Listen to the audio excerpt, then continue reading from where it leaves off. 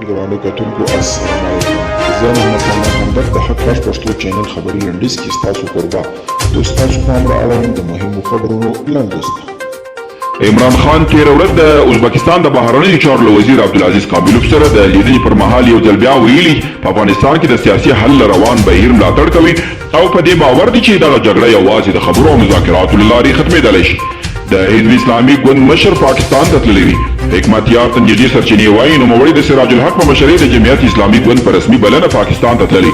سرچینه زیاتوي چې حکمتیار به پاکستان کې 15 ورځې پاتې شي او د شنبې په ورځ به لاهور ښار کې یوې سترې غونډې کې ګډون او وینا هم وکړي. تازه راپورونه وایي چې کابل حکومت مسکو کې جوړېدونکې ناستې ته خپل پلا ویلېږي.